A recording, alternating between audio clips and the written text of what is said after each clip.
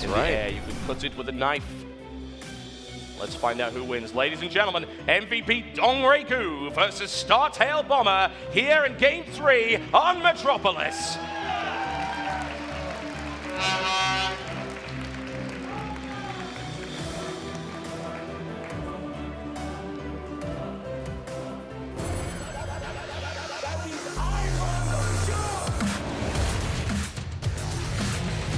It's time to go, ladies and gentlemen. Let's get hyped for this final game. It's gonna be fantastic.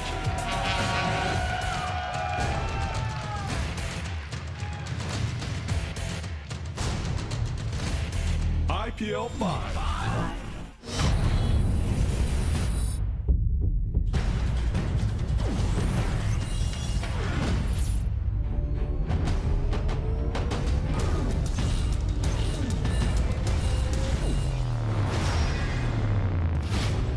What's on your mind?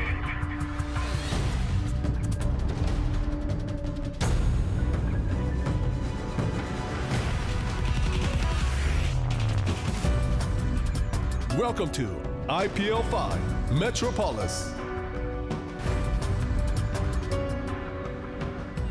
All right, ladies and gentlemen, welcome to Metropolis, and it is time for the Terran hero to defend his homeland against the marauding menace of this man. In the red trunks playing Zerg to the east, he goes by the name of... MVP DongRaeGu.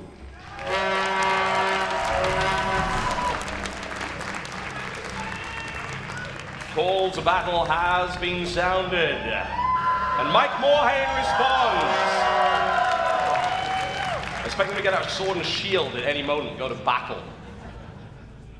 However, his opponent is this man who just executed one of the most flawless Terran vs. Zerg games I've ever had the pleasure to see. In the blue trunks to the south, playing Terran, his name is... Startail Bomber.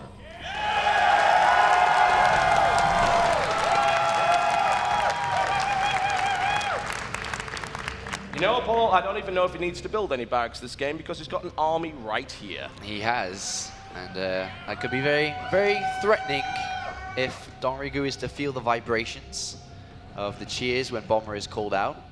But on this map, in these positions, I do like it a little bit more for DongRaeGu here. In the past, everyone has said, you know, I don't really like to play close by. It is easy to get dropped and so on. But if you think about it from a Zerg perspective, he gets full scouting information. He just can send an overlord right over the base. He has overlords all around this right-hand side of the map. He can see all drops that come incoming.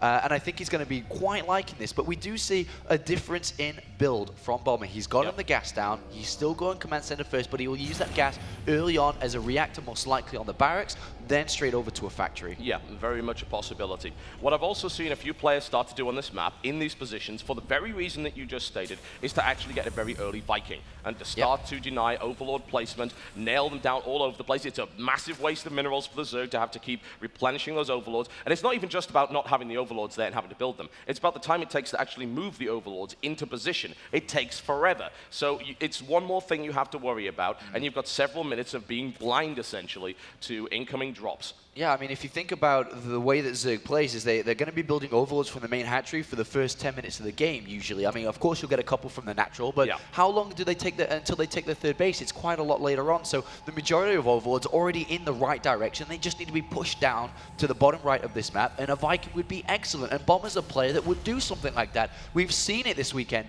and a Viking would open up a pathway for drops to come in. It would obviously supply block and slow down DongRaeGu. I think that's a wise choice if he's going to get the starport, which, of course, he will.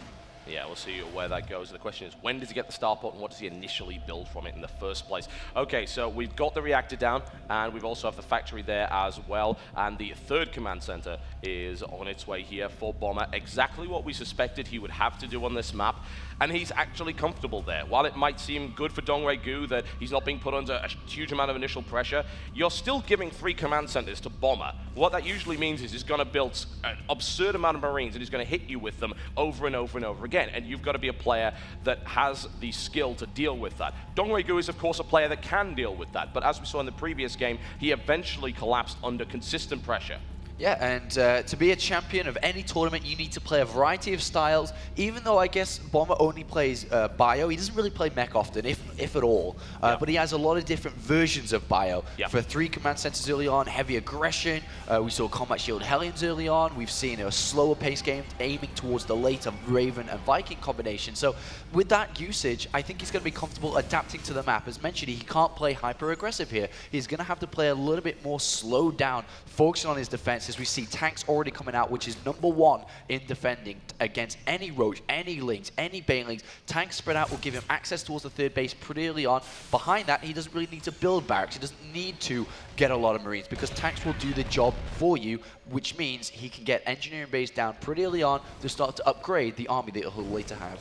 Now, what is your comment on the amount of gas that he's getting so early on? We're talking about DongRaeGu here. He's just taken another 3 extractors, and the question is, where does he go from there? Well, if you see right now, his gas is at 70. 2 evolution chambers are about to finish. He's going to need 250 to research 1-1 for his links. He's also got to go up to layer. He's got to get speed. So in total, he has to get about 400 to 500 gas almost mined immediately. So he didn't get the gases down early on because he was focused on drones, queens, and a 3rd hatchery. But now he has to get a lot of gas all at once to spend it. And it's going to be great. And then, of course, leading into the mid stages with all 6 gases taken, he can start to invest in whatever choice he wants, whether that be Spire for the Mutalist or Infestation Pit for the Infestors.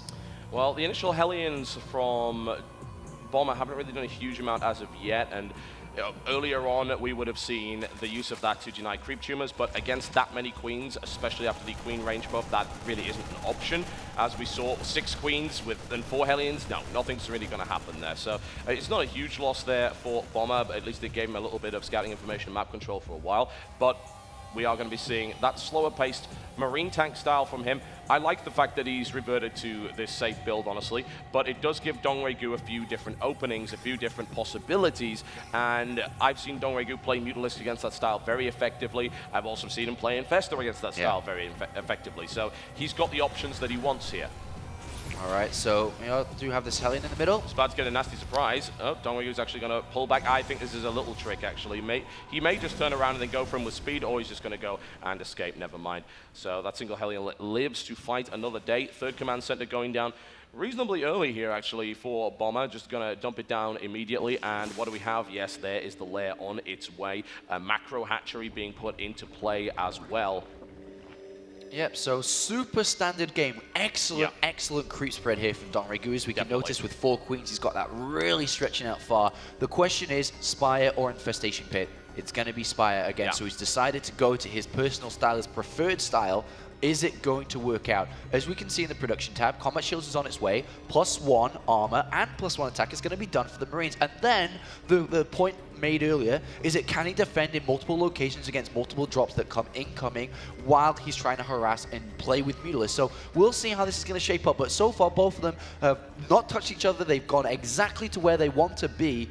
It's very equal at this point, identically equal. And we'll see as the drops are about to come in, the Mutalist about to come in, who is going to take the first lead in this game.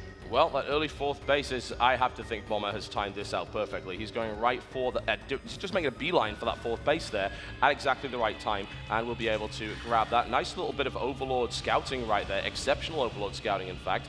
Interesting that he would choose to drop prior to that. He can just push down to the 4th from there, maybe pick up a few Overlords. That could be his intention. In the meantime, these rocks are starting to get worn down by Lings. All right, let's see if Bomber's going to get the first blow in this game. This has not been detected yet. All he needs to do is stim down. He's going to try and... We'll see if he's going to time it out to the hatchery finishing. Remember, he hasn't actually seen it yet. So if this is perfected, which I'm starting to get nervous for what it is. Okay, he's going to go down now. First strike goes to for Bomber, and that hatchery is going to have to get cancelled. So first blood here goes to Bomber. Yeah, I don't think the Lynx is going to be able to get back there in time. Absolutely not. So there's the cancellation. Now he can get out of there, and...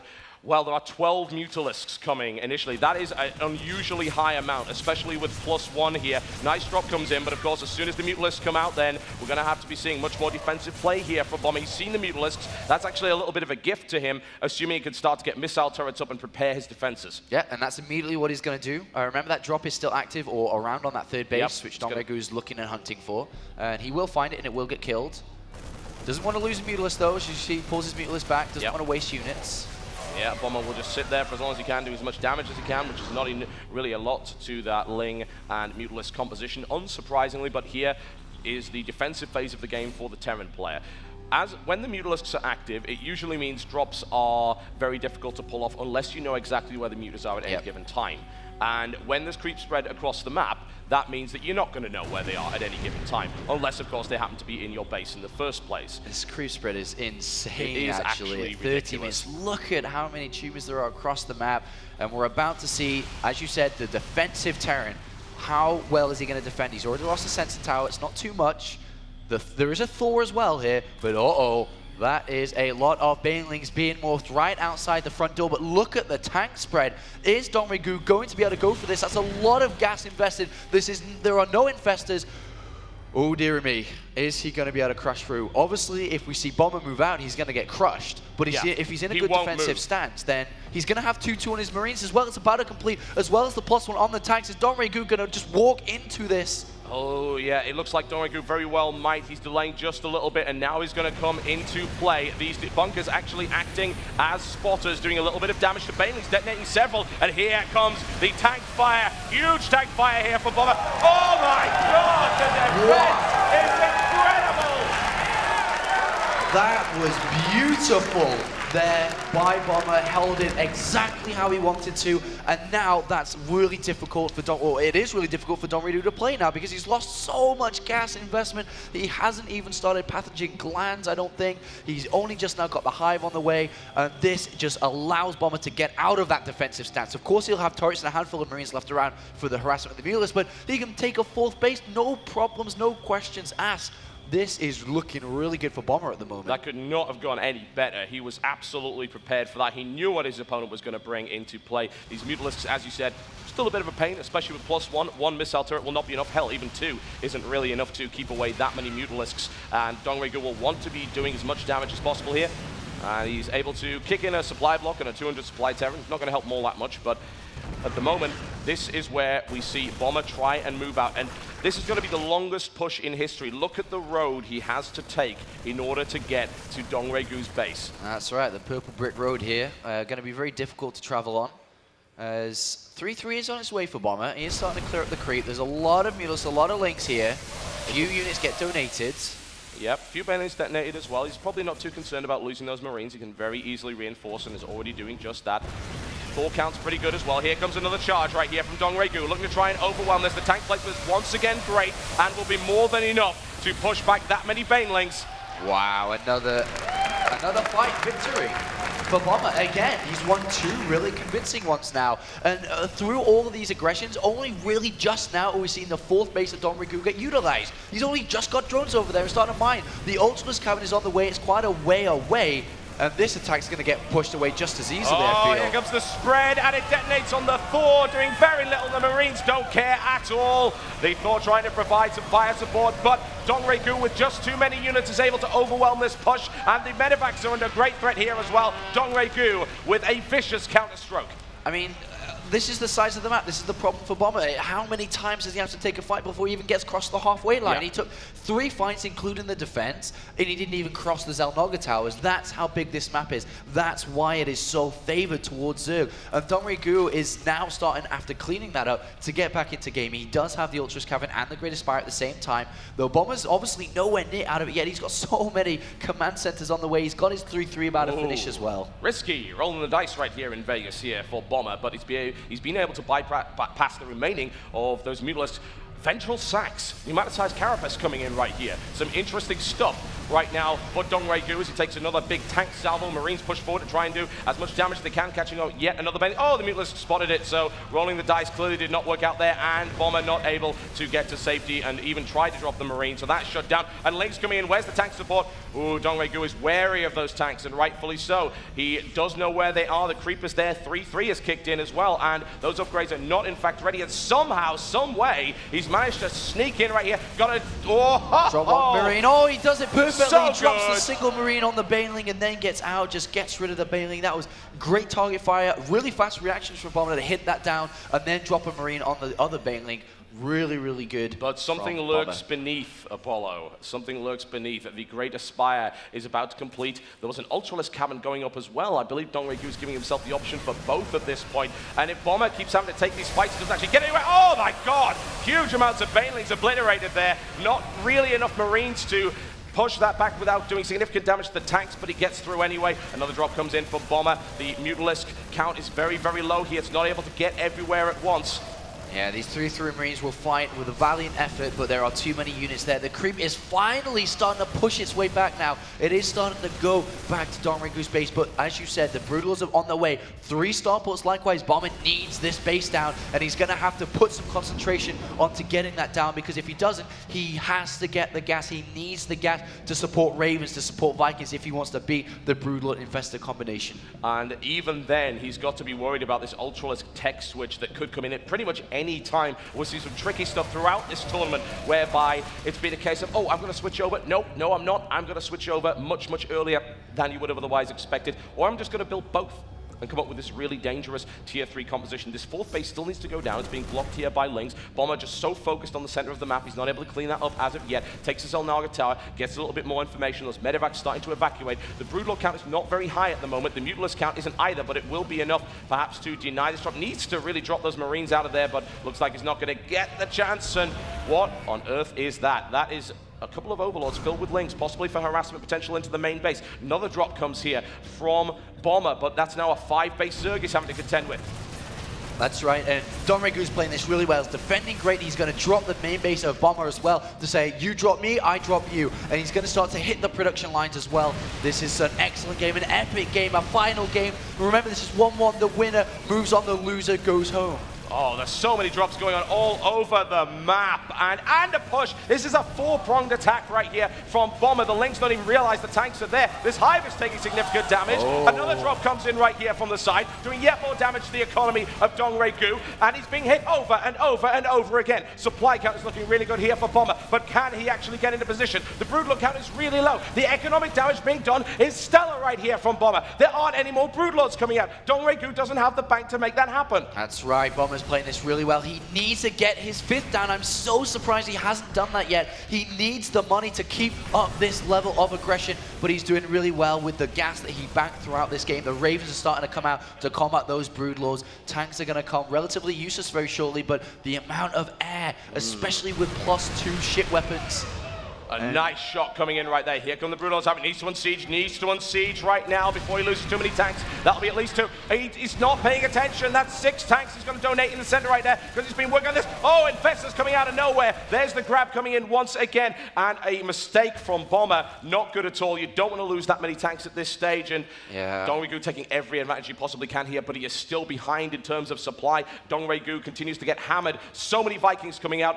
Ravens coming out as well, not upgraded. We're not seeing Seeker Missile upgrade. We're not seeing Corvid Reactor either. So this is going to be for PDDs and auto turrets only. I have to wonder if he's completely forgotten about that. Hey, he is just all over the place right now. Another run by comes in. That hatchery, oh, the Hive is so close. Another drop would perhaps finish it, and it looks like he might want to do just that. Well, I mean, he should want to drop both sides because the hatchery on the 5th hatchery on the top left is also very low. It is, yeah. So if he can get down both, that's going to give him a good edge. He's going to get in there. All the Raven upgrades are coming in now, as we can see. The drop's going to go in. He's going to try and target down the Hive here, but there are transfuses available. Oh, that's one transfuse. DongRaeGu might be too slow here. Let's see what the Firebag can do. Lings coming in once again. DongRaeGu's drop defense is nothing short of phenomenal in this game. He continues, but look at where the creep is now compared to 10 minutes ago, Apollo. Yeah, Bomber's just been working so hard in this game. He did manage to finally get his 5th base up, which was so needed. And now with that money, he has 3 more command centers on the way. He has more Marines on the way. These SCVs are giving us donation. Fighting! That's right, and they all die. Well, they all get a purple heart at the end of this. That they do. I'm sure that will be comforting to them in the afterlife. But what we have here is a huge swell of Vikings, huge swell of Ravens looking for Hunter Seeker Missile. This killer composition. The idea that if Terran can build this up and execute it properly, then Broodlord Infestor melts like that. The question is, can he make it happen? It's a difficult maneuver to pull off. It's a lot of different units you must control perfectly to make this work. DongRaeGu has had the opportunity to get to maximum. He is on the way. His Broodlord count is now at 9. His Infestor count is at 13. That's right, and you nailed it, as with This Raven looks like it may fall down here as the Vikings try to do it. Point defense drone comes in and an auto turret. Ah, very slick. Slick maneuver right But there. if anybody's going to make this work, it's going to be Bomber. So what we're seeing now is the Ghost Academies coming in for nukes, for EMPs. We may even see battle cruisers come into this game as well. He is going the full distance, the full tech tree of the Terran here to be able to beat the final boss, to be able to defeat a champion here, which is DongRaeGu. Island Expos. When was the last time we actually saw that? It may very well happen. In this game, it is. Bomber's going to expand to the islands. What a wonderful maneuver that is. 3 Ghost Academies. Ladies and gentlemen, the arms race has begun. Nuclear missiles on the way. That's right, DongRaeGu needs to start to build the ultimate army, because if he doesn't, then he's going to lose this game. Right now, he's got a good amount of infestors, good amount of corruptors. The upgrades aren't that impressive, though, compared to the ones that we're seeing coming out from Bomber. This is incredibly tense. There is no Seeker missile available there. That Raven is not prepared. That's a big fungal growth right there. Huge damage being taken. Here come the reinforcements from behind. It's a lot of Vikings, a lot of Ravens. Got to watch out for the Seeker missiles. This is the possibility right here. Single Seeker comes in. There's a hit on the left flank. Can we see a second one? Second Seeker. Oh my God, it hits the infestors. More coming in right now. Going in for the center. Oh, Seeker missile comes in with a huge fungal. It's not quite enough. He's killing down mules! Bomber fits it in! GG! Whoa! Yes! Bomber does it! Incredible performance! That was absolutely insane. There are so many difficulties that Terran players have against Zerg. And Bomber went the full distance on DongRaeGu's map. He went the entire of the tech tree all the way up. That was the best play of the entire weekend. Unfortunately for DongRaeGu, he's now out of the tournament, but what an amazing performance from Bomber there. That was absolutely awesome display from Bomber. He stays in this tournament. The Terran hope remains alive. The sweat on DongRaeGu's brow indicates just how exhausting that game was for him. Bomber played the game of his life here against DongRaeGu here at IPL5.